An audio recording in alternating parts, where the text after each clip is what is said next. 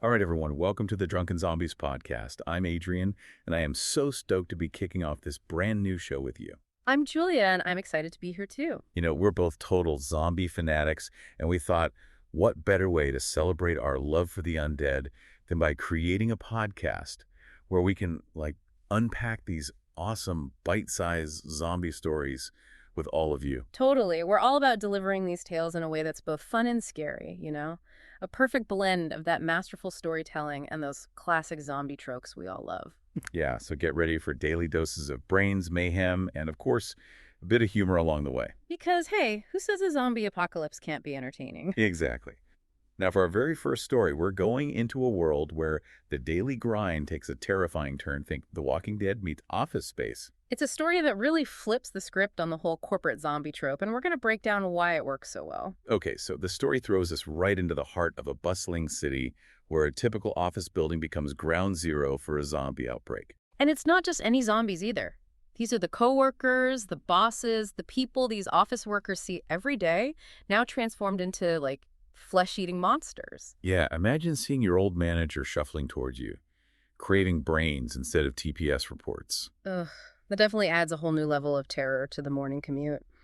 But what really struck me is how this story uses that familiarity to explore deeper themes of workplace dynamics and power structures. It's like the ultimate revenge fantasy for anyone who's ever felt trapped in a soul-crushing job, right? Absolutely. It taps into that primal fear of the mundane becoming monstrous, the everyday suddenly turning deadly. Totally. And what's interesting is how the story sets this up right from the beginning. Our main character, Marla, she's just going about her day navigating the cubicles when she senses this weird shift in the atmosphere. Yeah, it's subtle at first, right? Almost like a sixth sense, this undercurrent of unease that kind of replaces the usual office chatter. Totally. And I love how the story doesn't rush this build-up. It allows that tension to simmer, letting the characters and the reader gradually come to terms with, the impending doom. And what's brilliant is how that denial, that initial reluctance to believe a zombie apocalypse is actually happening, mirrors our own tendency to downplay threats until they're right at our doorstep. I was like, oh, there's a deadly virus spreading. Nah, that's just media hype. I've got deadlines to meet. Exactly. It's that human tendency to cling to normalcy, even when the world around us is falling apart. And it's only when the panicked crowds and blaring sirens become undeniable that the characters finally accept the reality of their situation. And that's when Marla steps up. She knows they need to secure the office, transform their workplace into a fortress. It's fascinating how quickly they adapt, going from spreadsheets and coffee runs to barricading doors and scavenging for supplies. You start to see the emergence of leadership, of resourcefulness traits that might have been dormant in their everyday office lives. It's like the zombie outbreak forces them to tap into their primal survival instincts, pushing them beyond their perceived limitations. Right, and speaking of limitations, let's talk about the moment they realize their office supplies are their only weapons. It's almost comical at first, right? Staplers, scissors, even those heavy-duty hole punches become tools of survival. It's like a twisted version of MacGyver, where they're turning everyday objects into zombie-slaying gadgets. But what makes it work is the contrast between the absurdity of the situation and the genuine terror they're facing. It's a reminder that in a crisis, we have to adapt and use whatever's at our disposal. Yeah, and their first encounter with the undead really puts that resourcefulness to the test. Right, it's a small group of zombies that somehow get to their floor, and it's a brutal, close-quarters fight for survival. I can only imagine the adrenaline, the fear, the chaos of that first encounter. And this is where Jamie, the intern, has his defining moment. He goes from fetching coffee to facing down a zombie with a makeshift spear. Talk about a trial by fire. It's like a classic coming-of-age story, only instead of adolescence, it's a zombie apocalypse that forces him to confront his fears. Exactly. And his success, taking down that zombie, becomes a catalyst for the entire group. They realize they can fight back, they can survive. It's a turning point in their narrative, both individually and as a team. And that's where Raj, the IT guy, steps in with his plan to turn the building into a fortress. He's the strategist, the one who sees the bigger picture. It's like they're playing a real-life video game, using their knowledge of the office layout to create traps and bottlenecks. And their plan is pretty ambitious, culminating in this idea to lure the zombies into the lobby and create a massive inferno using, of all things, the boss's top-shelf liquor. Talk about a fiery farewell to corporate culture. Right. But what's intriguing is how this act, burning the boss's liquor, can be interpreted as a symbolic rejection of their former lives. They're literally destroying the symbols of their corporate oppression. It's like they're reclaiming their power, albeit in a very explosive and chaotic way. Absolutely. But as with any good zombie story, there's a twist. They underestimate their enemy. The fire doesn't stop the horde as they'd hoped. The undead are relentless. And that's when tragedy strikes.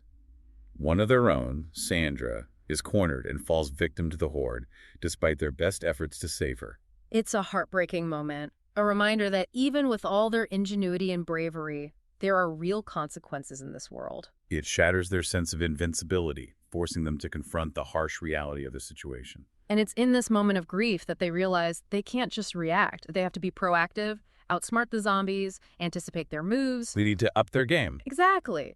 So inspired by Jamie's earlier success with distractions, they decide to become mobile, using their knowledge of the office layout to their advantage. They're turning the office into their own personal obstacle course, using noise and diversions to lure the undead away from their path. It's a risky plan, but as you'll see, it leads to one of the most iconic scenes in the entire story, their face-off against the alpha zombie. And who is this alpha zombie? None other than their former CEO, transformed into this monstrous, grotesque figurehead. Oh, wow. Talk about poetic justice. It's the ultimate embodiment of their corporate struggles, their worst nightmare come to life. And they have to face him head-on, using everything they've learned, all their makeshift weapons and newfound courage to take him down. And what's fascinating is how this battle becomes a symbolic victory over their past corporate lives. They're literally slaying the embodiment of their former oppressors. It's a powerful scene, filled with action, suspense, and a hefty dose of symbolism. But just as they think they've won, just as they catch their breath, they're hit with a devastating revelation. The virus is mutated. It's airborne. It's a total game changer. Their victory against the alpha zombie feels almost meaningless in the face of this new threat. But they don't give up. They've come too far, fought too hard, lost too much. They're survivors, and they're determined to make it out of this, no matter the odds. And that's where we'll leave them for now, folks. Tune into the next episode of the Drunken Zombies Podcast as we follow our brave office survivors into the next chapter of their terrifying journey. Until then, stay safe out there and don't let the zombies bite.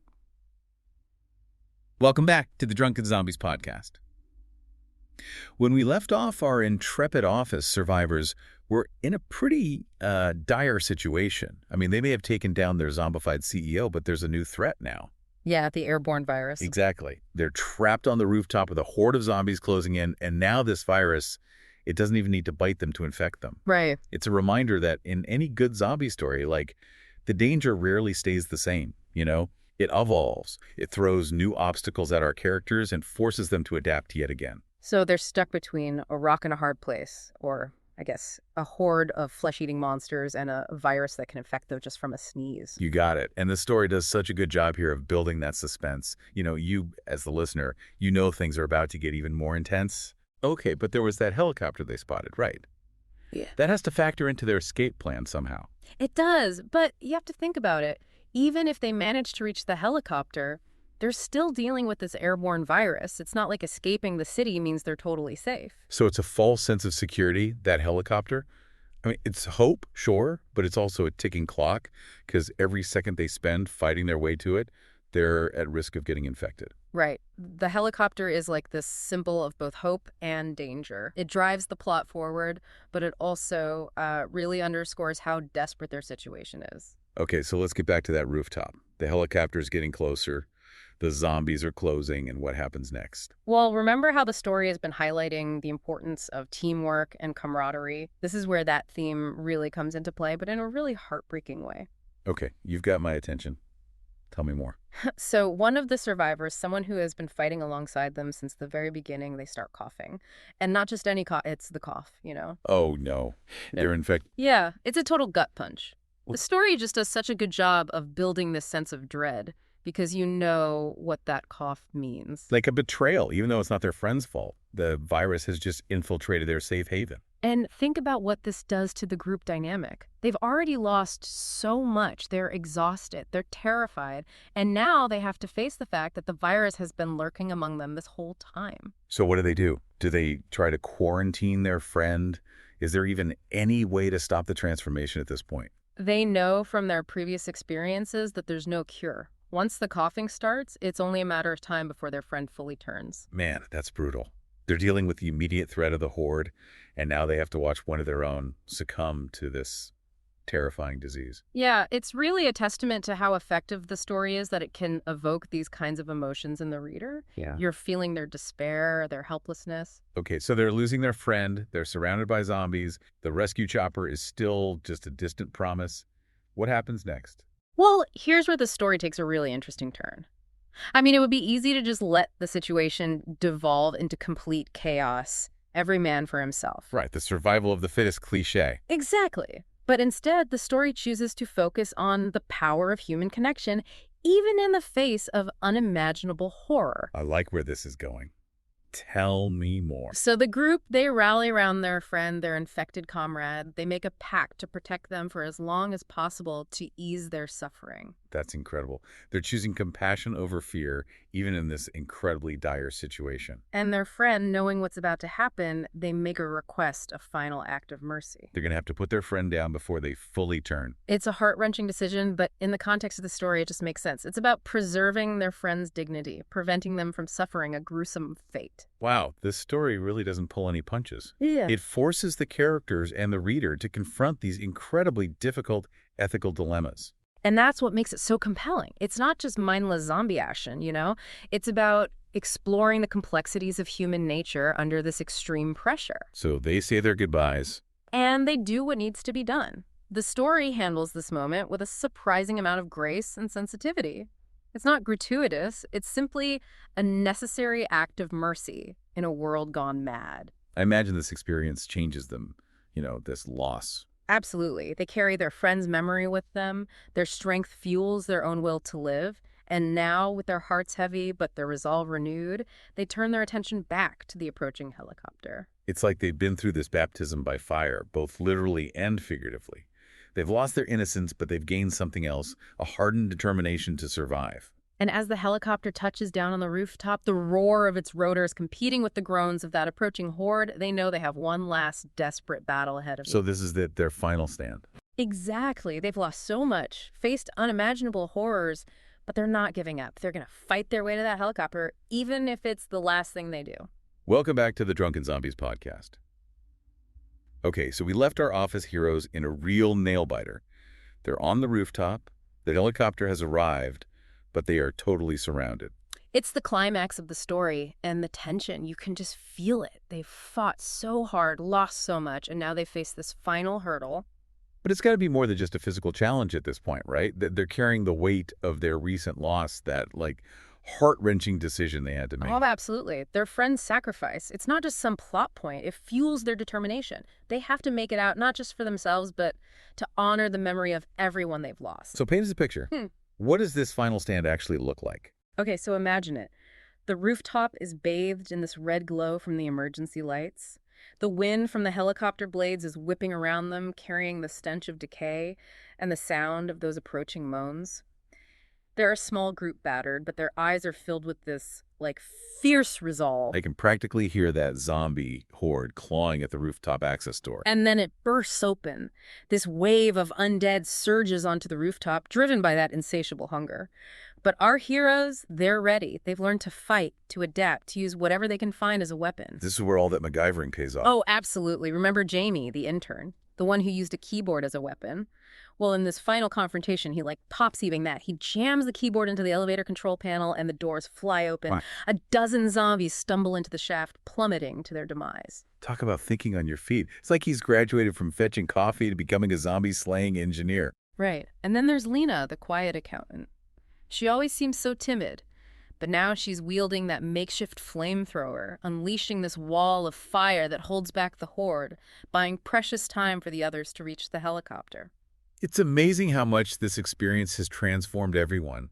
It's brought out all these hidden strengths. Exactly. They're not just office workers anymore. They're warriors forged in the crucible of this apocalypse. But even with all their ingenuity and bravery, they're still totally outnumbered. It's a desperate scramble to the helicopter as the zombies close in. Yeah, the story really makes you feel the chaos, the sheer terror of being surrounded by those relentless creatures. I'm on the edge of my seat here. Do they make it? Just when all hope seems lost, when it feels like they're about to be overwhelmed, this new sound cuts through the air, a deafening roar. Oh, tell me it's not another super zombie. No, it's something much bigger, much more powerful. A military helicopter, a gunship, armed to the teeth, descends from the sky. It's like the cavalry has arrived just in the nick of time. And this gunship, it doesn't mess around. It unleashes this barrage of firepower that decimates the remaining zombies, turning the rooftop into a scene of explosive carnage. Wow, talk about a deus ex machina. Well, in a way, yeah. But it's also like a testament to the larger world that exists beyond this office building, you know? This outbreak isn't just happening in isolation. There are forces out there fighting back. So our heroes are saved. They scramble aboard that military chopper, leaving behind the burning wreckage of their former lives. They've escaped the city, but the story leaves us with this lingering question. What happens now? Right, they're physically safe, but they've been through so much. How do they even begin to process all that trauma, all that loss? Yeah, the story doesn't really give us any easy answers. And honestly, that's what I appreciate about it. It acknowledges the lasting impact of this whole experience, you know? The psychological scars that remain. It's a reminder that surviving a zombie apocalypse, it's not just about physical strength, it's about mental resilience as well. Exactly. And as our heroes fly off into that uncertain future, we're left to ponder what kind of world awaits them, how they'll rebuild their lives, and whether they'll ever truly escape the shadows of the undead. Well, that's a perfect note to end on. This story was a wild ride full of action, suspense, and some surprisingly deep themes. It's a reminder that even in the midst of chaos and horror, there's still room for humanity, for courage, for hope. And for turning a stapler into a zombie-slaying weapon. Of course. That's the beauty of these zombie stories, isn't it? They allow us to explore our darkest fears, our primal instincts, all while providing a healthy dose of entertainment. So, listeners, if you enjoyed this thrilling tale of office workers turned zombie slayers, be sure to rate and follow the Drunken Zombies podcast for more daily doses of brains and mayhem. Until next time, stay safe out there and don't let the zombies bite.